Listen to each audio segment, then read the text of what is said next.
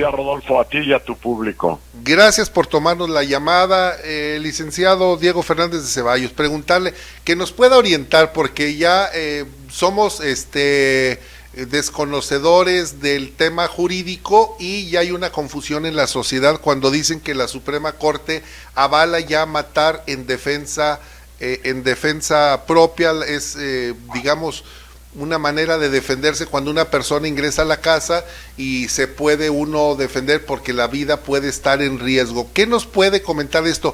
¿Qué tan cierto es que se puede matar en legítima defensa? Se puede matar en legítima defensa en la casa, en la calle, en la carretera, en cualquier parte. La Suprema Corte no ha cambiado la ley.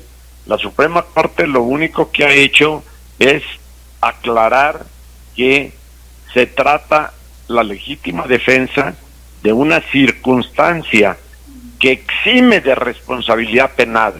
En principio, en general, lesionar o matar es delito, pero si hay una agresión en tu contra que sea actual, inminente, real, grave y sin derecho, no tienes por qué sufrirla, de tal manera que a nadie se le puede decir que si un asaltante entra a tu casa o en la calle, toma un cuchillo, se viene contra ti para robarte, para matarte, que tú tengas que cruzar las manos y decir, no puedo hacer nada.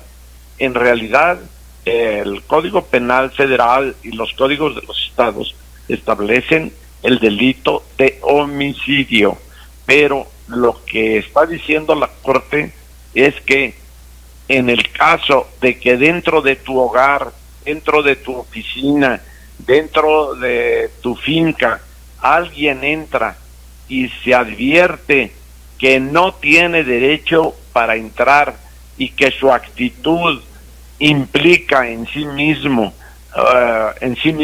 un riesgo de que te lesione o te dañe o te mate o afecte tu propiedad, tú tienes derecho de repeler esa agresión.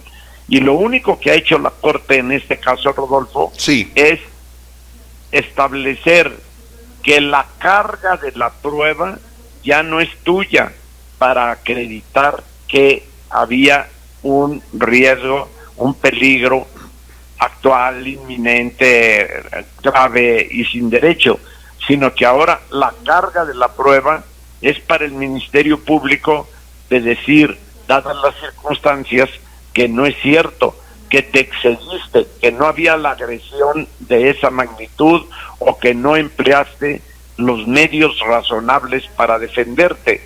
Por ejemplo, si alguien entra a tu casa y de lejos tú tienes manera de detenerlo diciéndole que se salga y tienes una escopeta en la mano y él no trae un arma en la mano, pues puedes con la escopeta conminarlo de lejos o con una pistola, decirle que se vaya, que salga o lo matas, y no nada más dispararle, porque esto daría lugar a un abuso de la legítima defensa, a un exceso, y eso sería castigado como homicidio. Si el asaltante se introduce a mi vivienda y no porta un arma, puedo tener problemas si yo utilizo esa arma y lo llego a matar. Depende de muchas circunstancias. La edad tuya y del asaltante, su fortaleza y la tuya, el grado de cercanía que esté de ti. Puede estar a 40 o 50 metros el asaltante y tú tomar tu arma y dispararle cuando puedes, repito, primero conminarlo. Puede ser inclusive el caso de el ex esposo que entra o la ex mujer que entra a la casa y con ese pretexto el otro toma la pistola y lo mata. Simplemente, ya está en mi casa, dijo la Corte que ya podía yo matarlo. No, no es cierto. Puede haber un exceso en la legítima defensa o ni siquiera tratarse de legítima defensa y simplemente de una agresión lesiva o mortal que tiene que ser castigada. El que entre a tu casa alguien sin derecho hace presumir que te va a causar un daño y hace presumir que tú tienes derecho a lesionarlo o a matarlo. Pero las circunstancias de cada caso son las que van a determinar en definitiva si hubo o no legítima defensa. Así es. Pudiéramos partir de un supuesto de que ya si alguien ingresa a mi domicilio ya lleva un deseo avieso de cometer algún ilícito. En el caso de un asalto, dice usted, licenciado Diego Fernández de Ceballos, dice, puede en la calle, en la carretera, en un negocio, puede uno también ejercer ese derecho, pero ahí es, digamos, un poco más difícil de que tenga defensa el ciudadano, por ejemplo, en la calle, si tratan de asaltarlo. Sí, por supuesto. En el domicilio, en el trabajo, en el centro de trabajo propio, en algún lugar, porque si estás en una empresa trabajando con 50 y entra un desconocido, pues no es nada más que uno de los 50 que están trabajando coja la pistola y lo mate. Tiene que ser algo privativo tuyo o de alguien que tú estés obligado a defender o haya razón. Estás en la casa de tu hija o de tu hijo y ves entrar en la noche por la ventana un desconocido, pues hay elementos suficientes para suponer que les viene a agredir. Así pero es. Si es en circunstancias en donde no se exige razonablemente acudir a matar, pues por supuesto que se trata de un homicidio. En la calle también te puedes defender. Lo único que pasa que en la calle o en los caminos o en la plaza pública, tú eres el que estás obligado a acreditar que fue legítima defensa, y la Corte lo que está diciendo es que en tratándose de tu casa, el que está obligado a acreditar que no fue legítima defensa sería la Fiscalía, el Ministerio Público. Ahí es donde se tendría una ventaja, digamos, porque la carga de la prueba le corresponde al Ministerio Público. Me voy a otro tema que va aparejado a esto. Tengo entendido que también fue autorizado el poseer, el legítimo derecho a poseer un arma en el domicilio, en mi casa. Sí. Ya es legal. Es legal, sí. Lo establece desde hace siglos la Constitución, o sea, desde hace mucho tiempo la Constitución, pero lo único que se exige es que debe de estar registrada el arma, registrada. Acudir a la Sedena a registrar el arma. A registrar el arma. No es lo mismo portar que poseer, y no es lo mismo un arma de uso exclusivo del ejército de una que sí podemos tener los particulares. Licenciado Diego Fernández de Ceballos, su punto de vista. Hace unos días, después de la tragedia de los Levarón, entrevistamos a uno de sus integrantes y nos decía, él opinaba que en México se debería de permitir utilizar las armas para la defensa, es decir, portarlas sin ninguna restricción. ¿Cuál sería su punto de vista? ¿Sería lo ideal que pudiéramos portar un arma para defendernos? No, por supuesto que no. Lo ideal sería que el Estado cumpliera con su principalísima obligación de defender la vida y la salud, la integridad, la propiedad de los seres humanos, todos sus derechos. Lo ideal no es que cada quien se defienda y que cada quien ejerza justicia por su propia mano. Pues eso es inadmisible. La legítima defensa es para el caso excepcional en donde no hay un policía al cual acudir, en cuando no hay una autoridad que te pueda defender, pero en realidad lo ideal es que sea el Estado mexicano, el gobierno, las autoridades municipales, estatales, federales, las que te brinden la seguridad en cualquier parte, dentro y fuera de tu domicilio.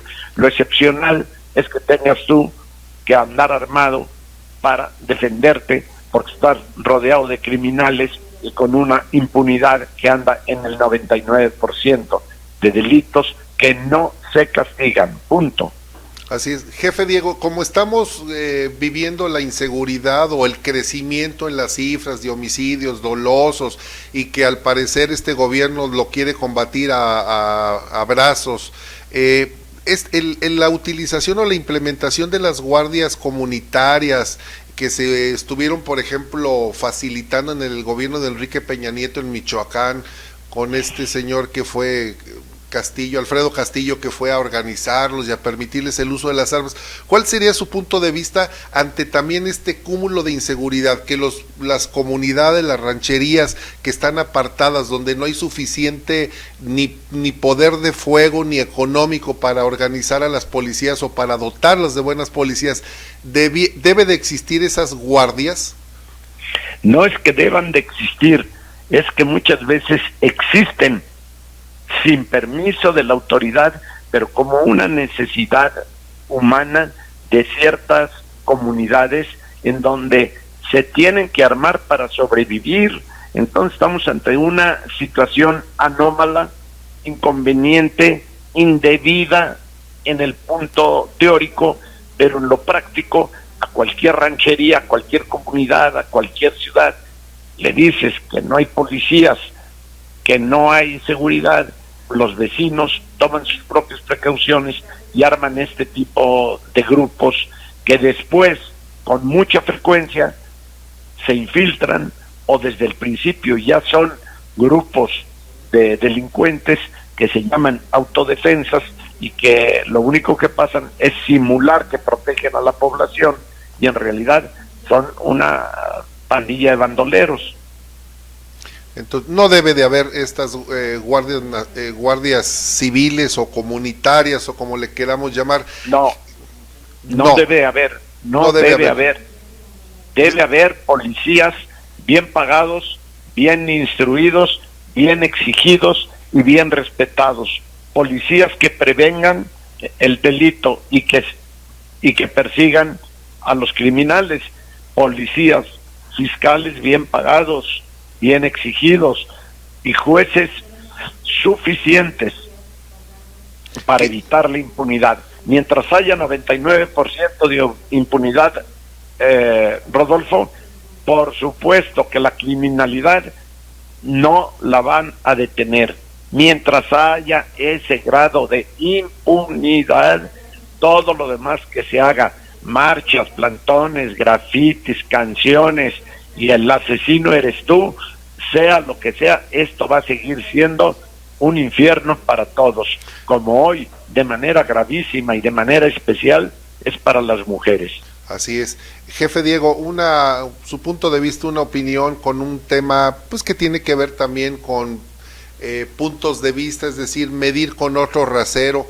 Recordará usted que el presidente López Obrador nombró a un jovencito que había estado 3, 4, 5 veces intentando ser comisionado en la Comisión Reguladora de Energía y finalmente lo nombra y dice que lo importante es el 90% de honradez y 10% de experiencia. La pregunta va por lo siguiente: el embajador de Argentina, el que presuntamente se robó un libro, el presidente nos dice que todos cometemos errores, que no lo juzguemos, que no lo linchemos. Digo, yo en principio estaría de acuerdo que a todos nos trataran así, con esa benevolencia, pero sin embargo, justamente en el día del combate a de la transparencia, el combate a la corrupción, sienta a Manuel Bartlett y le da el espaldarazo al embajador argentino que fuimos burla a nivel nacional por robarse un libro y dice, se trata de un error. ¿Cuál es su punto de vista?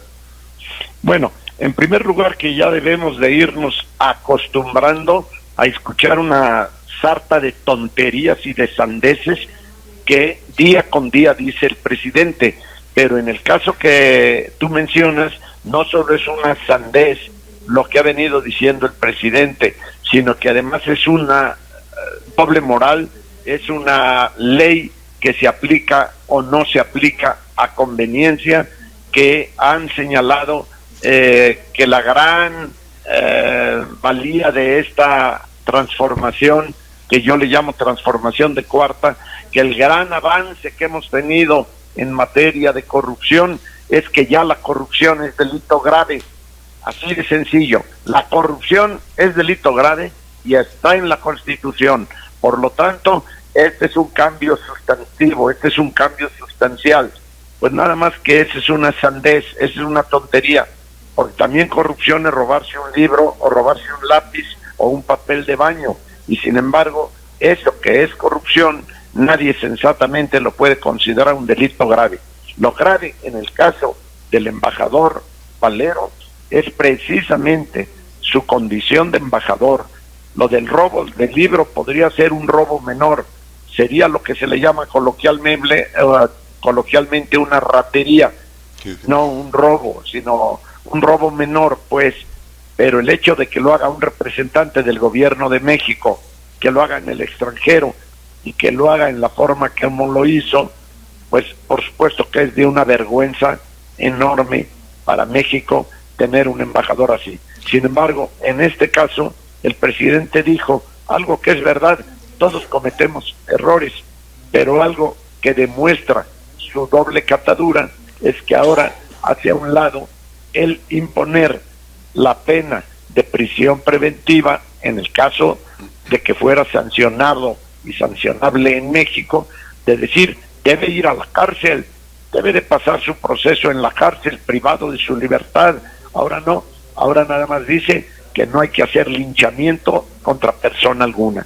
Eso es el comportamiento constante del presidente que yo detesto. Sí, y que además contrasta con la renuncia o la solicitud de regreso al país. Si el señor no cometió ningún delito, no tenían por qué haberlo quitado.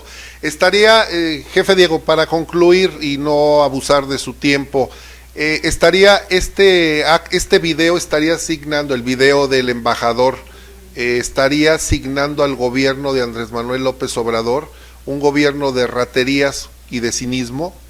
No, no sería justo que por el comportamiento equivocado, erróneo o delictivo de una persona se juzgue a todo un gobierno. Hay muchísimos casos más que ya se están dando de sinvergüenzadas de este gobierno, como el delegado de Jalisco que traía contratos multimillonarios, y como muchos otros casos más de corrupción y de delito que se están dando, porque es una falacia que porque llegó el señor presidente y el señor presidente es pobrecito, como no tiene dinero, por lo tanto es honrado, es honesto, es un ser humano que no lo toca el delito y que no lo toca la corrupción, lo cual es absolutamente falso.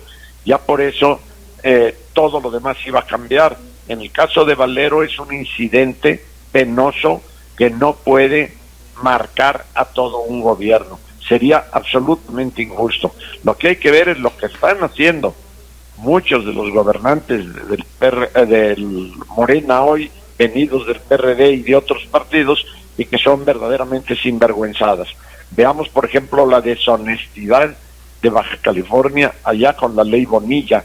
Veamos lo de estos contratos que está dando el gobierno federal sin licitación y con toda una serie de corruptelas que se siguen dando desgraciadamente y que no son novedad porque vienen de mucho tiempo atrás. O sea, nada más es una extensión de la corrupción que hemos vivido. Sí, por supuesto, es una corrupción morena, pero sigue siendo corrupción, lamentablemente. Bien, jefe Diego, agradecerle que nos haya tomado la llamada, es usted muy gentil. Gracias, Roberto, a ti y a tu audiencia. Buenos días. Buenos días, un abrazo para el jefe Diego.